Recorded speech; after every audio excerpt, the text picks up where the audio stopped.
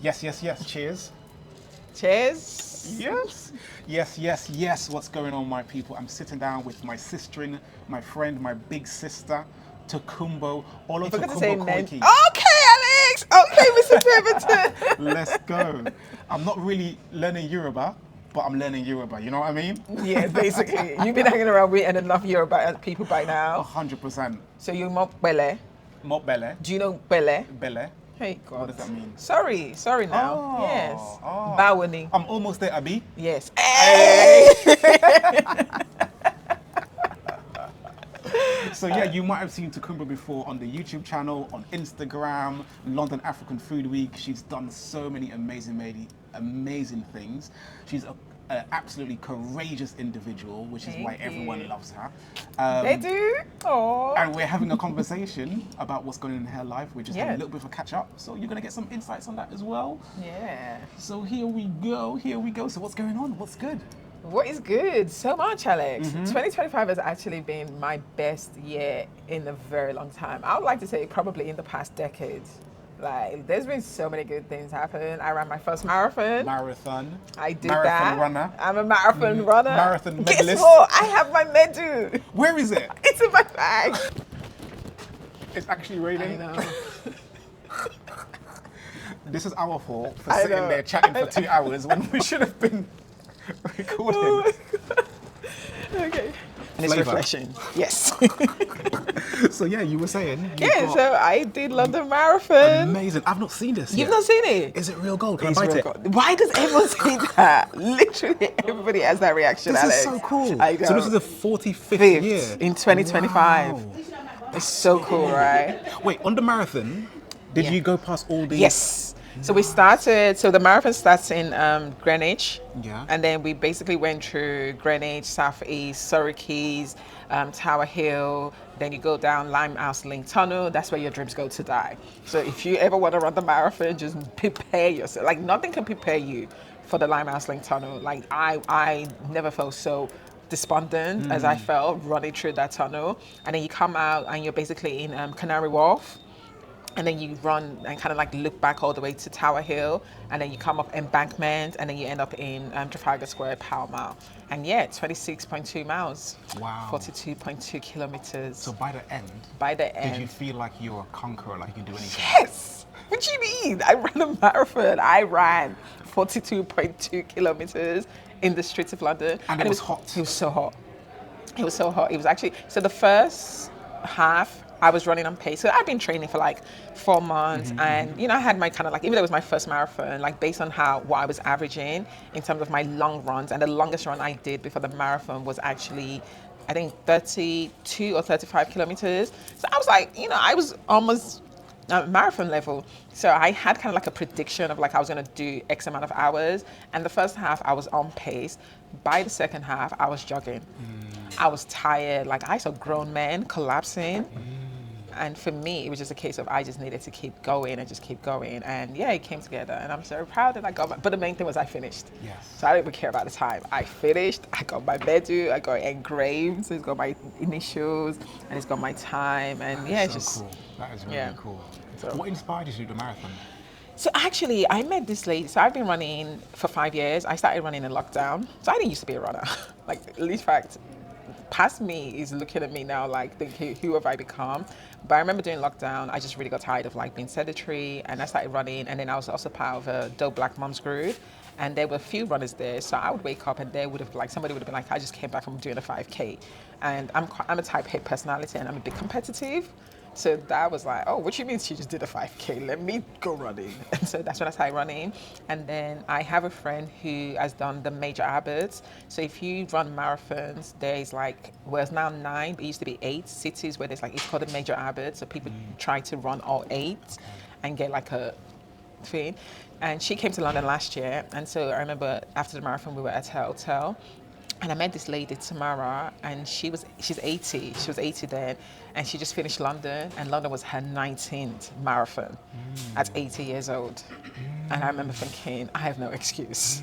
So yeah, so when the opportunity, I actually had an opportunity in 2024 to have a space to do London Marathon, actually for the African Centre, but I was like, I don't think I'm ready. And I'm glad I didn't, because doing it this year, because again, I became part of the Black Girls Do Run UK running group. And the inspiration and the support and encouragement and the mentorship that I got from that group made my marathon training easier for me to be able to do a marathon this year. So, yeah, I'm one of the 1%. Sorry if you can't relate. I was really impressed that actually, should we talk about this now or later? I was really impressed that you were in Kenya. Yeah, for Tanzania. Tanzania. The I was week close. You're always close. I feel like I'm going to change your name to Alex. I was close, Everton. You're in Tanzania for a conference with Yeah. the UN. Yeah. And then you came 2 days before? 3 days 2 before? days before. 2 days before. Yeah. And you're running. Were you jet lagged? I wasn't, So ironically, when I got the opportunity to go to Tanzania, even though it was the week of marathon, I could not pass it up. I was literally like, this is a once in a lifetime opportunity, and I'm so glad that I went. But I looked at the flight and I was like, okay, do you know what I'm going to do? The conference was Wednesday and Thursday. And I thought, okay, let me get there on Monday. I'll have the all of Monday to myself to just relax and not do anything. And then Tuesday was when we started meeting up with the other people that came for the conference, because I was speaking at the UN. And then I literally it finished on Thursday evening. We went out. My flight was at 5 a.m. to get back to London at 6 p.m. So I didn't sleep. I literally went back to my hotel, was on the phone with a friend, and then I got picked up at 3 a.m., went to the airport, got on the flight, came back, and by the time I came back, because it was 6 p.m., so I had a little bit of time to relax on Friday, and then Saturday I went to pick my actual medal and beep, and my runner's beep, and my t-shirt, and then Sunday, I went to do the run. I would not advise anybody to do that, unless it's unavoidable. I would not advise everyone to do that, but it was also because I started my training earlier.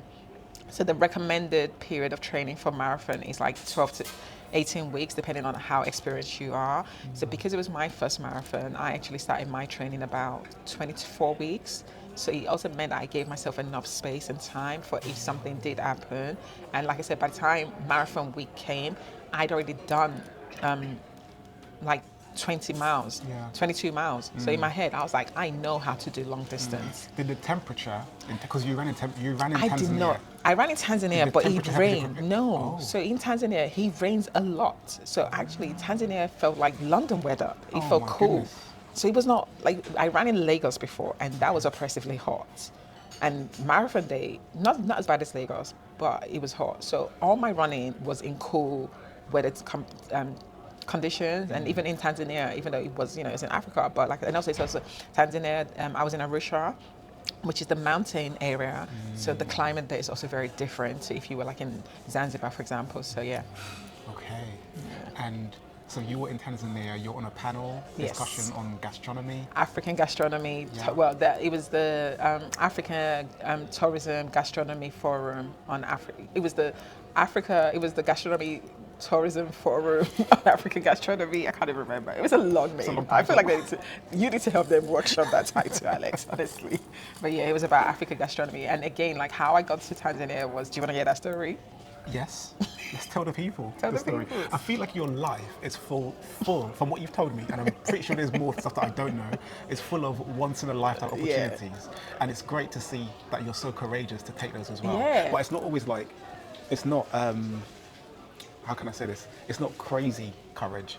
There's some preparation towards it. Yeah. Okay. So it's like that saying where they say, opportunity, luck is a matter of, what is it? Luck is opportunity meeting preparation. So for me, I feel like everything that happens, I've already kind of laid the foundation and planted the seeds. It just, sometimes the harvest comes in a way that I wasn't expecting, and also comes in a way that I didn't prepare for it that moment. So the trip to Tanzania, I actually came to the Africa Center in conversation with the foreign minister from Nigeria. And obviously, I do London African Food Week, which we founded in 2019. And every year I'm always like, we need to get sponsorship. And so I go to a lot of networking events, and I'm somebody who, I enjoy networking. I don't know why people stress about networking. I enjoy networking. I enjoy meeting people. You never know who you're going to meet when you go to a networking event. And I think also if you go to a networking event with a clear objective, objective of what you're trying to achieve, whether it's you just want people to know about your brand and know who you are, it makes it easier rather than going thinking, I'm going to meet the person that's going to help me. So I got to this event, and again, I can't remember if it was on a podcast or I read it in a book. I think it might have been a podcast. And the advice was, when you go to a networking event, always try to ask either the first or the last question, because you tend to be more memorable. I think I said that. Was it you? No, I said to always ask a question. No, it was very specifically ask the first or last. I want to take credit for something. It wasn't you. I'll take credit for something. You take- asked a question. Okay, ask a question, okay. Yes, a blue pizza badge, Alex. Anywho, so I'm at this event, so I asked a question about how I can get sponsorship, and being a politician, I got a very politician response, which was calm, it was cool. But the more important thing was, and again, this is why I always say, when you go to events, speak to people, because you really never know who your EP is going to be. After the Q&A, and we came down to the bar area, and we were having a network. And I remember I was standing over there by the bar, and this lady comes up to me, and she's like, "Oh, I heard what you're saying about you do London African Food Week. Have you heard about the United Nations African Gastronomy Tourism Forum?" And I was like, "No, I have not. Like, tell me more." She was telling me about it, and then she was like, "Oh, you know what? Just take a picture of the person who invited me." So she got an invitation to attend as a delegate. And I was thinking, well, I have an extensive network. So in my head, I'm thinking, I'm going to go home and I'm just going to reach out to people in my network that I know work in that space to see who I can connect with, that can connect me to the particular department of the United UN. And then when I got home, I was like, actually, why am I going around the block when I've met somebody who has an invitation? So I emailed her and I was like, really nice, lovely to meet you. Could you actually do an introduction to them for me? And she came back and she's like, well, I would, but I don't really know you like that. So send me what you want me to say and then I'll send it to them. So I was like, bet. So I wrote like a short bio, sent it to her. She sent that email. I then follow up with like a fuller bio, like kind of sharing my accomplishment, what I've done with the food week, and basically kind of like show them why I deserve to be invited to this forum, thinking I just wanted to go and be a delegate. And then I got an email response like 2 days later, I've been like, yeah, we love what you're doing with London African Food Week. Not only do we want you to come to the forum, we actually want you to speak on the Women in Food panel. And I was like, psh, like what? Yeah. So all that chatting you've been doing over your lifetime. I know that was shade. I know that was shade, Alex. You. I know that was shade, but I would take it. Yes.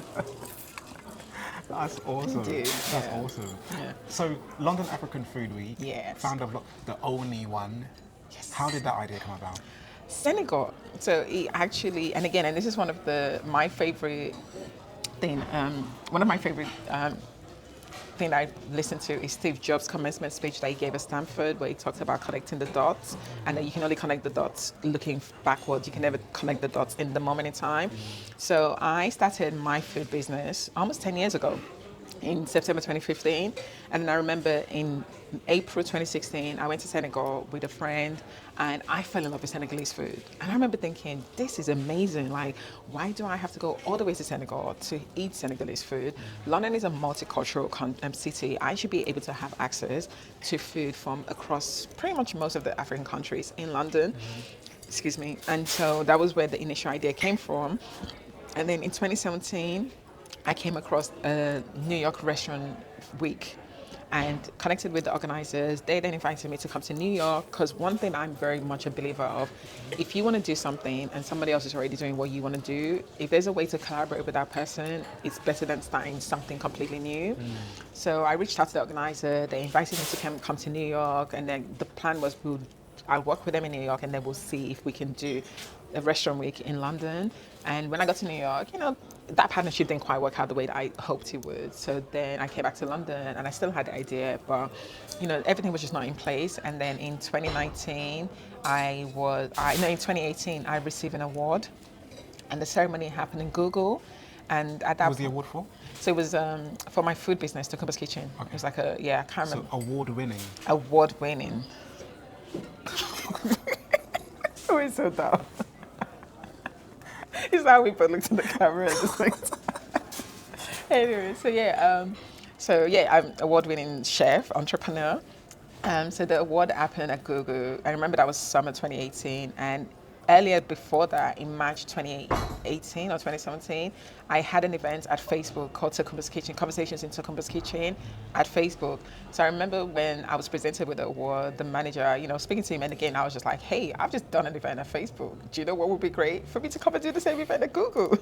And he just laughed and smiled, and then they invited me to be the first Nigerian chef, West African chef in the head office of Google in King's Cross. They have a cooking kitchen where they teach Googlers different meals from all over the globe, and they invited me to come and do a cooking class. So I did that in 2018. And then 2019, I really, just really felt motivated to bring this idea for the Food Week to life. And so I reached out to Google and I was like, I have this idea, would love to get you guys involved. I reached out to this other lady that I know that does events, and then they both came back and they were like, yeah, when do you want to do this? I was like, May. They said, yeah, we can provide you with space and venue. And that's how I started London African Food Week.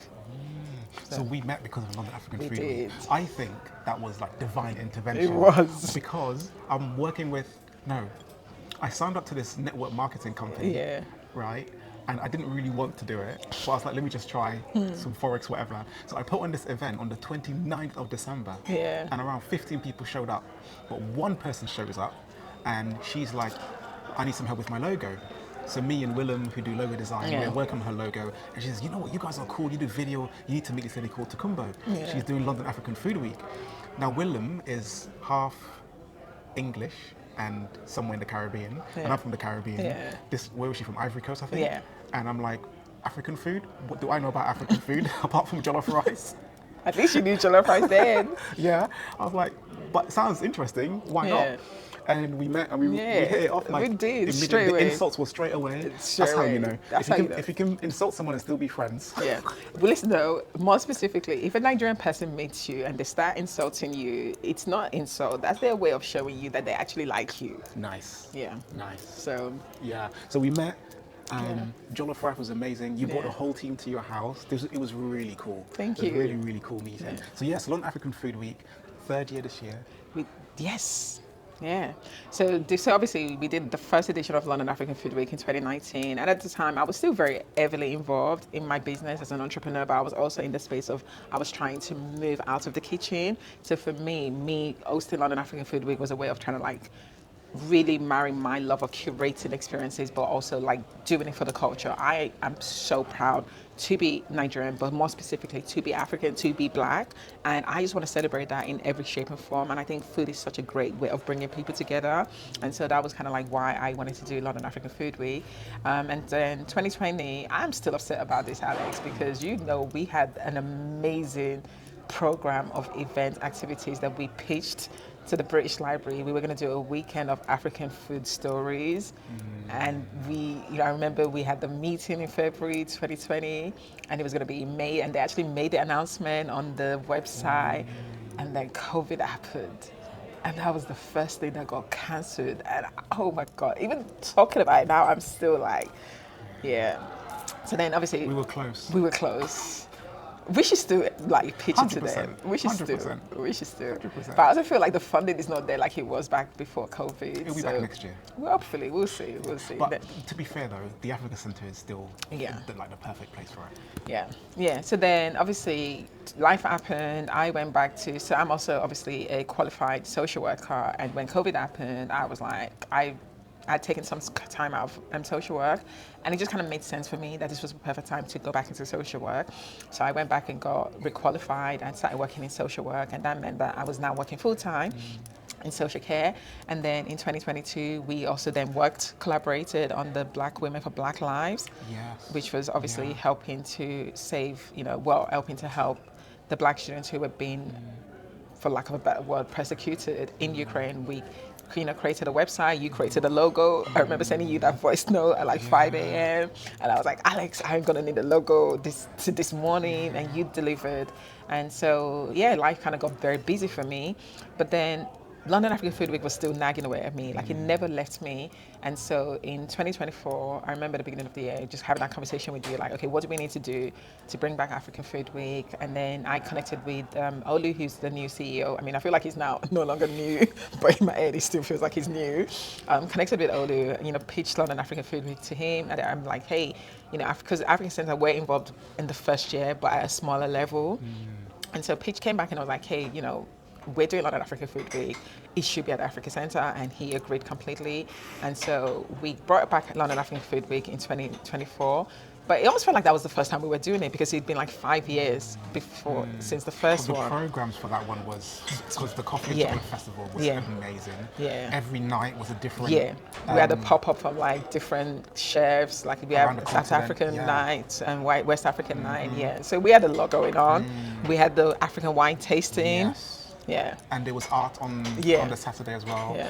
That was a full-on week. It was. I was Yeah. I was burnt out after that because I was also working full time and planning London African Food Week. So yeah, it was a lot. Yeah. It was. Yeah. So were you always like this? I'm gonna do something since you Yeah. were like what? How old? 5, 2? 'Cause you went to America by yourself when you were 12. Yeah, I did. So I'm 12. definitely How old were you? 14. 14. 14. I was close. See, I said it, Alex. I was close pivot too. I definitely have always been action orientated. I've always been somebody that, and I think okay. So when my mom's an entrepreneur as well, she had her own business when she was in Lagos, and then when she came to the UK, she had insecure immigration status and she wasn't able to leave the country. So she basically used to send me, and I became her buyer and seller. At 14, I used to go to New York by myself with like a couple of thousands of dollars and go to the wholesalers and negotiate and have, you know, buy goods. And this was before mobile phones were a thing. So my mom would give me like a list of things that she wanted me to buy, and I would just be trusted to buy those things. But then I would also be like, oh, I think this would sell well. So I think that really kind of gave me confidence in how to talk, how to negotiate, and also like have an understanding of the world. So for me, and I didn't realize how significant that was for me as a child until I was speaking to a mentor about it in my early 30s, and she was like, that's not a normal thing for most teenagers. And I remember thinking, oh yeah, it's actually not, but I guess that was my life. And it just kind of knows. So my mom, we used to do like car boot sales. So we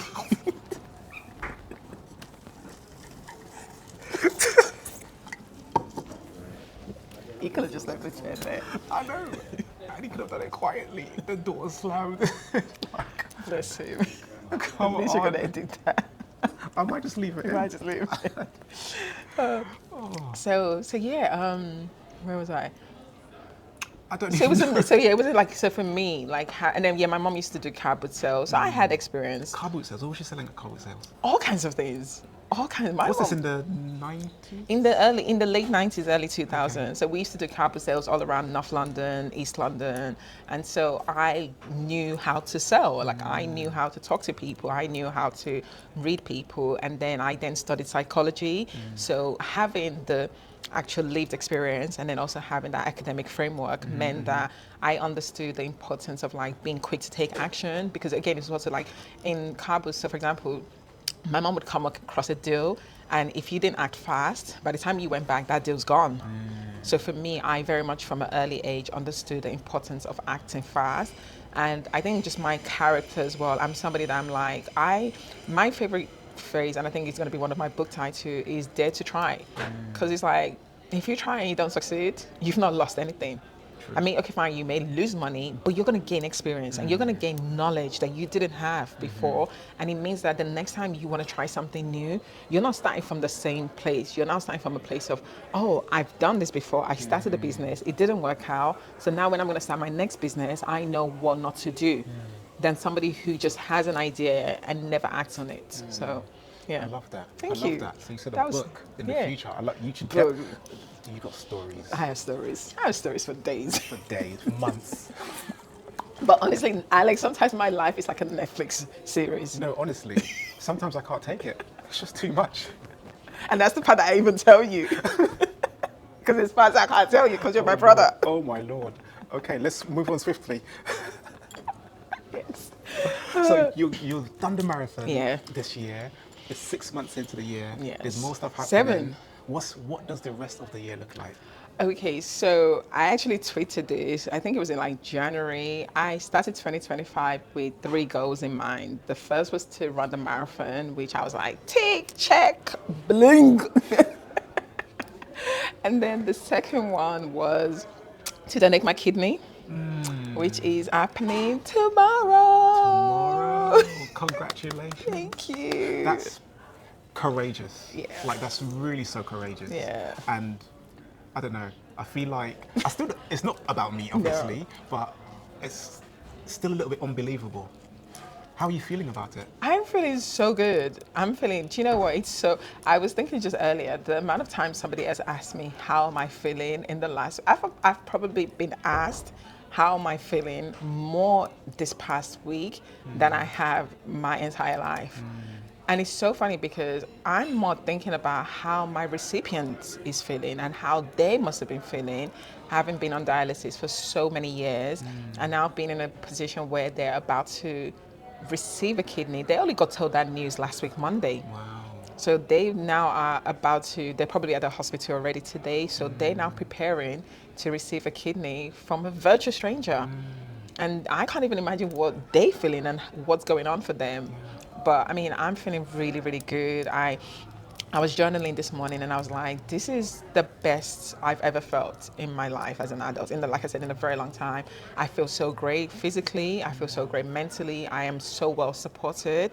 My friend is literally been coming to appointments with me. She's coming with me to the hospital tomorrow. My daughter, she's very on board with me. I asked her last night, what does she think about what I'm doing? And she's very like, because she knows her mom, so she's taking it in her stride. My mom, my African mom, who I remember the first time I ever told her I was thinking about doing this, she was like, no, what do you mean? It's now like she's on board as well. She's sending me prayers, all my friends. So I'm feeling really good, Alex. I'm feeling excited. And I found out today that apparently I'm the first Black non-directed donor, altruistic donor in the UK.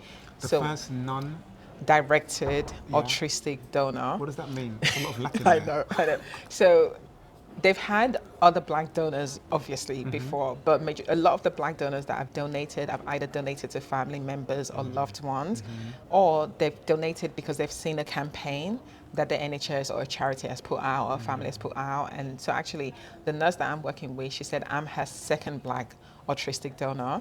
The first one she had, the guy came forward for a young child that was sick and needed a kidney, and he was a match, so he donated for that child.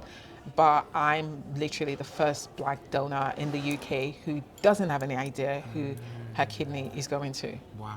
So. Wow. You should get another award for that. Well, no. I'm joking. I feel like, okay, well, to be honest, so as well as being a marathon runner, I'm actually a Guinness World Record holder. Really? Yes, because this year was the most runners to have run in a marathon. So I have my Guinness World Record thing. So I should probably go in the Guinness World Record for being the first Black donor. That's really cool. Yeah. In the UK. That's amazing. Yeah, right. Wow. So that was dope. Yeah. Yeah, but no, I don't want a medal. I just want to be able to call in favors from all my friends. You have been doing that. I was doing that from the beginning I met you. It was all part of your plan. It's all part of my evil world domination plan. Give a kidney and then you can ask for a favor anywhere. And who's going to turn you down? You just be like, I donated a kidney. The least you can do is do this for me. Give me a drink. Open the door. So we've got 2 kidneys. We can function without one, I've always heard. Are you giving your left or your right kidney? Do you know? So they're thinking, the left, from how they're explaining, the left is always preferable because it's got the smaller blood artery. So it's connected to it's got a smaller vein, and then it makes it easier to fit into the person's body that's receiving the kidney.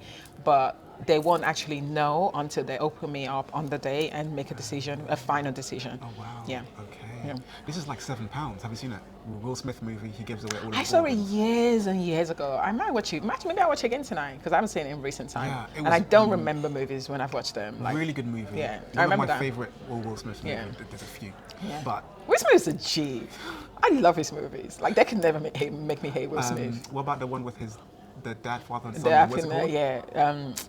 The Pursuit of Happiness. No, the other one with, Oh, with Jaden in military. What's it called? Karate Kid. No. I Am Legend. No. I don't know what you're talking about then. So. The one is futuristic. They're on some Oh, planet okay. somewhere. So the only movies that I don't really like sci-fi futuristic movies. I think I never watched that one. I really liked it. I don't think I watched that It one. didn't get good ratings. Yeah. But I liked that movie because of the relationship between the father and son and that guidance, that mentorship. Yeah. Even though he was a little bit strict and hard on him, all of that strictness and all of that discipline that he received made him a better soldier. So it was and it was really cool. It reminded me of me and my dad's relationship a little bit, because my dad's in the Caribbean. Yeah. Comes over regularly, we speak all the time, but a lot of the guidance that I've got from the age of 17, a lot of it has been on the phone. Okay. So I'm speaking to my dad on my phone, and he'll give me some advice. Yeah. So it reminded me of that. Oh, And okay. I think my dad's not a distant dad, even though he's far away. Do you know what I mean? Yeah. And I got a lot of that from the movie. Okay. But anyway, £7. £7. £7.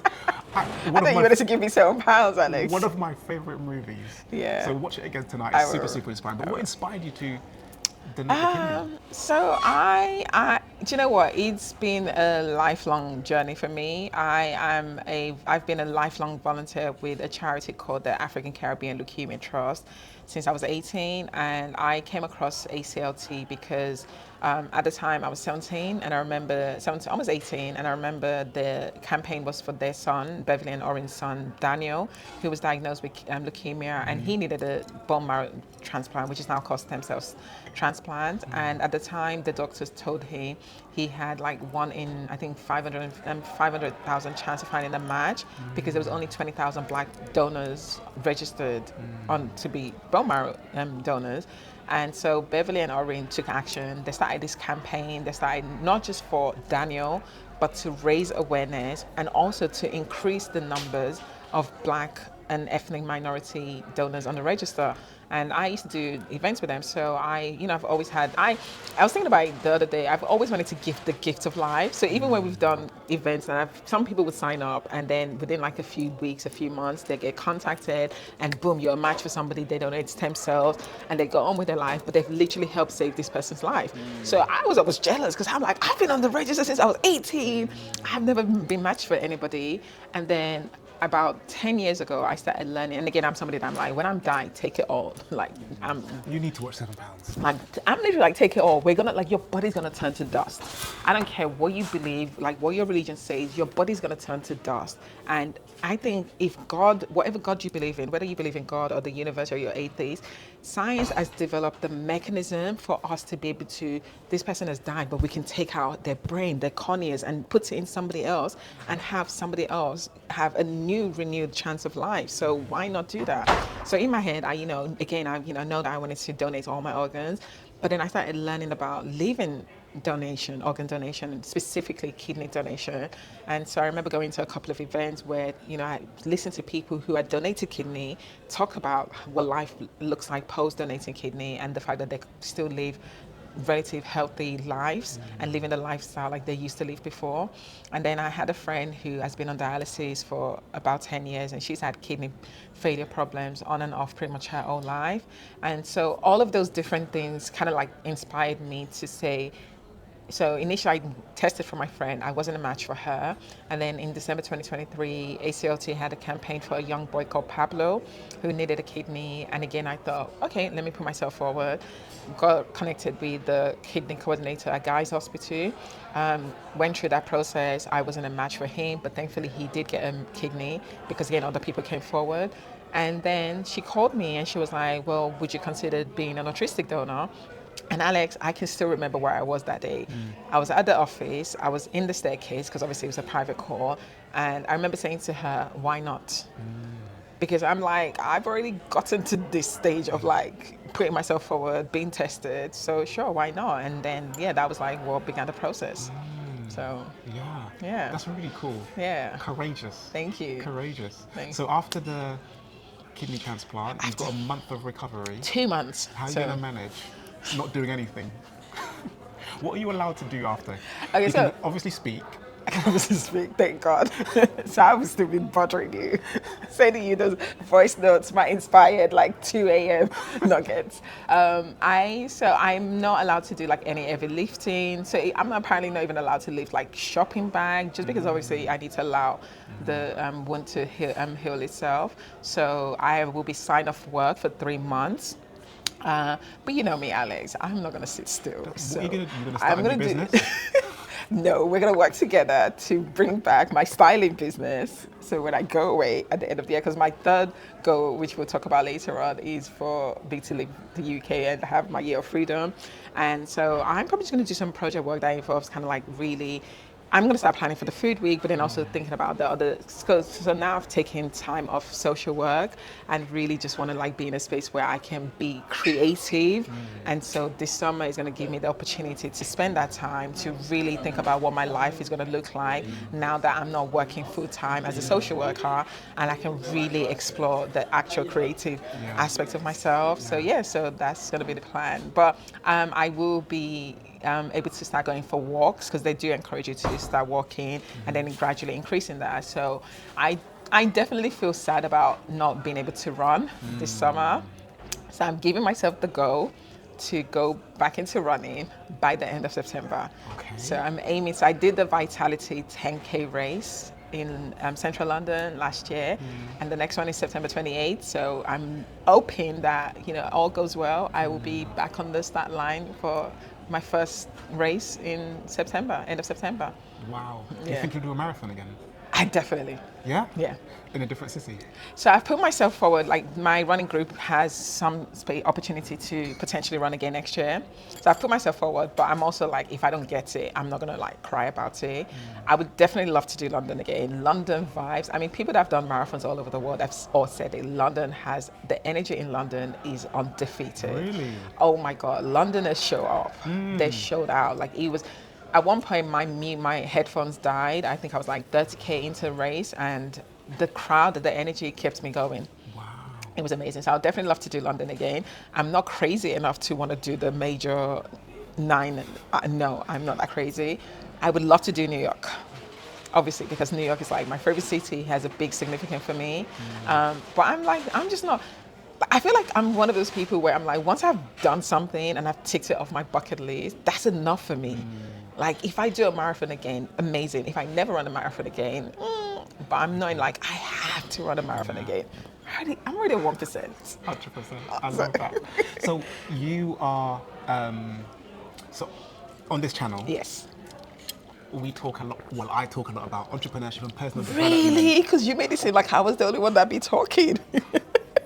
Entrepreneurship and personal development. Yes.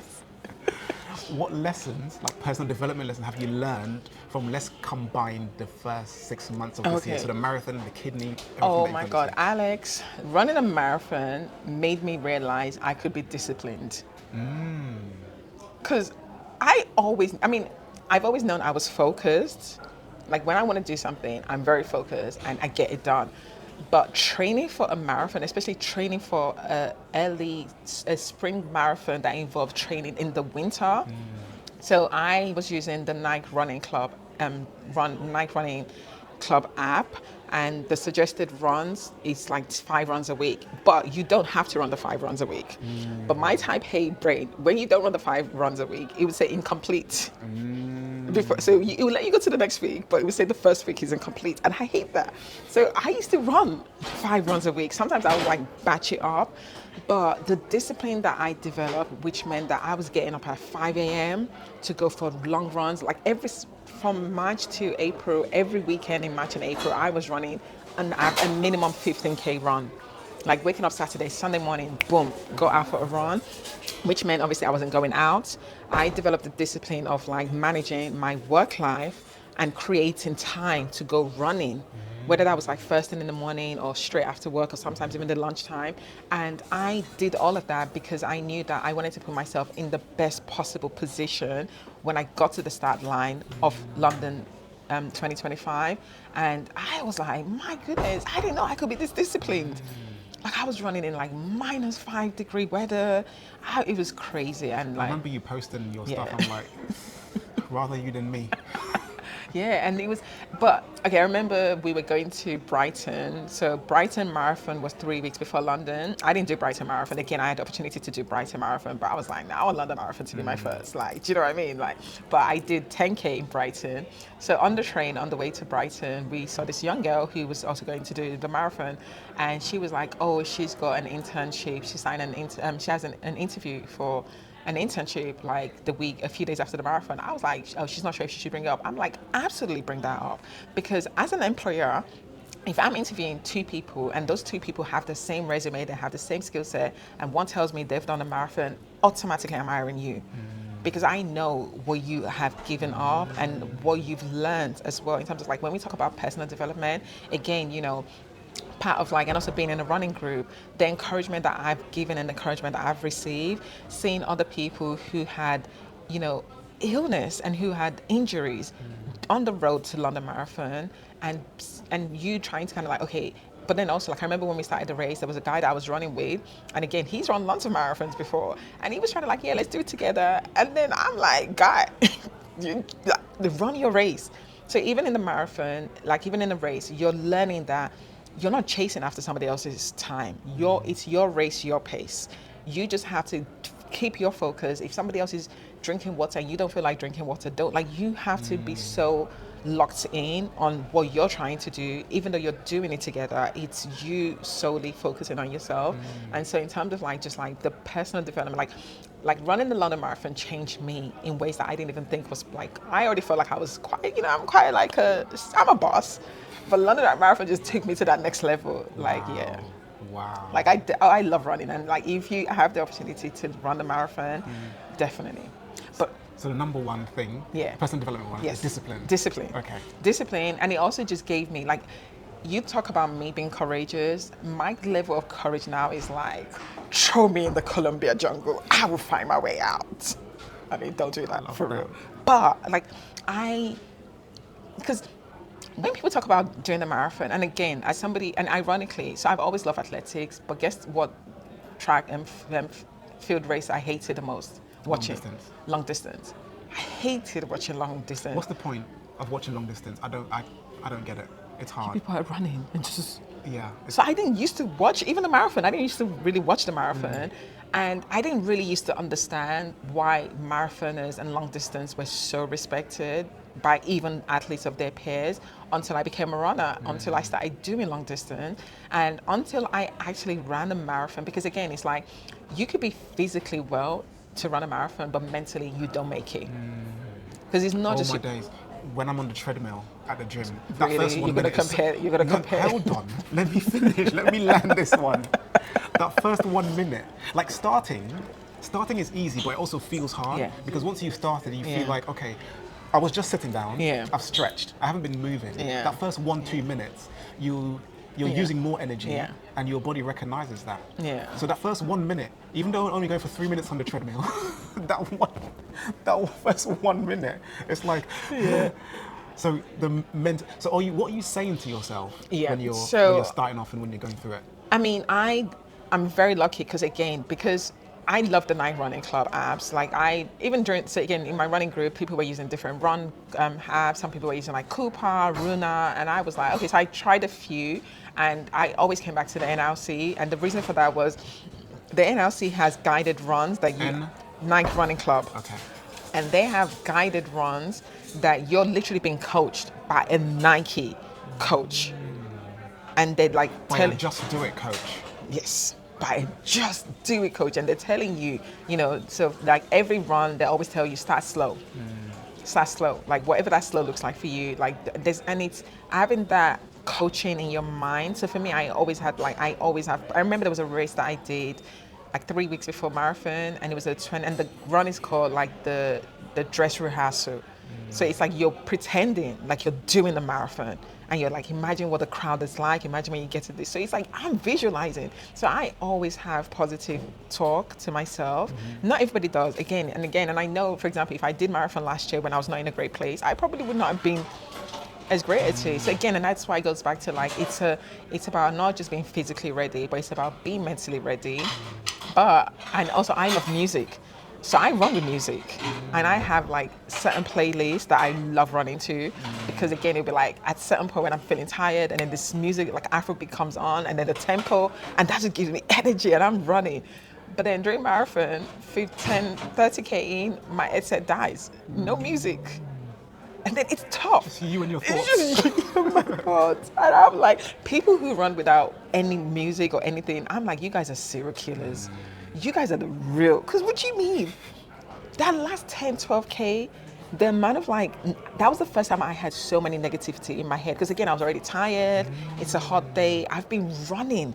I remember getting to 23 miles, the 23 marker, and one of my best friends, Nastasia, she was in my messaging me. She was like, I'm at that 23, I'm waiting for you. I got to 23, the 23 marker. I couldn't see her. I almost broke down. Really? I almost broke down because knowing that she was there, and then my daughter was at 25, the Black Girls Do Run Czech squad were also at 25. So in my head, I was just like, let me just get there. Let me just get there. Let me see the people that love me. Let me get my hugs. That would keep me going. So when I got to 23 and I didn't see her, and she's like, no, I'm still there. He says you're coming. And I was like, and then my phone wasn't working. So I'm having all this negative, like, this girl said she was going to be there. And then I saw her and I was so happy. I still remember that moment so vividly. So yeah, like definitely like the discipline, but then also just learning to trust in yourself. So I remember so I had a mentor. The Black Girls Do Run have a scheme where they match every new marathoner with an experienced marathon. And I was very lucky that I was matched with Tasha, Tasha Thompson, who's the founder of Black Girls Do Run. Ruth, you're gonna love this. So you know I'm a bit obsessed with Yellow. Yellow fever. Yellow fever. So I was like, so Black Girls Do Run colors are pink and black. So when I wanted to buy my Black Girls Do Run t-shirt, I was like, I want a yellow t-shirt. So you know what I did? I asked Tasha. And she said yes. So she allowed me to get a custom yellow thing. But then I'm like, I need to find yellow running shoes. Yeah. So I was sending Tasha all these running shoes. Tasha's like, that's not a marathon shoe.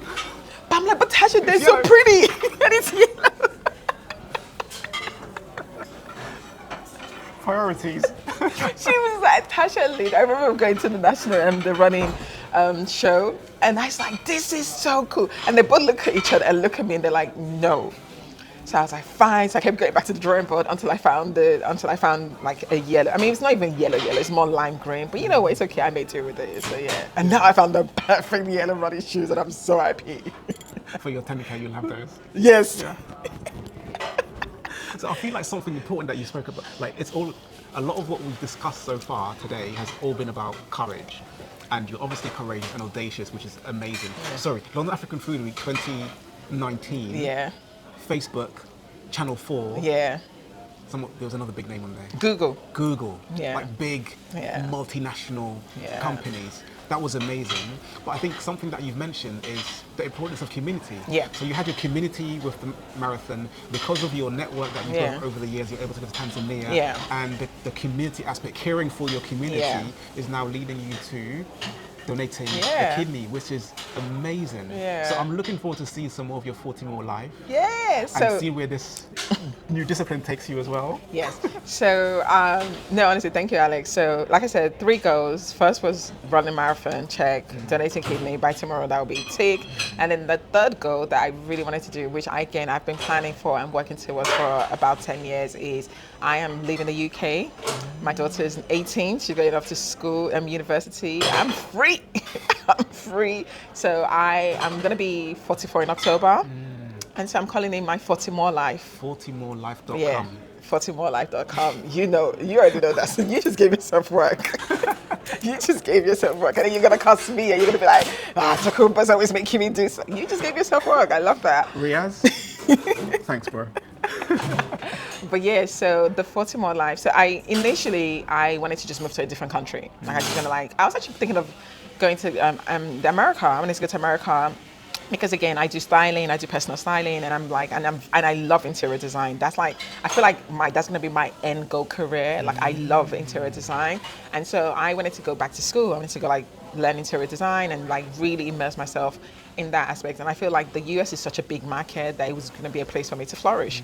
So a year ago, I was planning towards the US.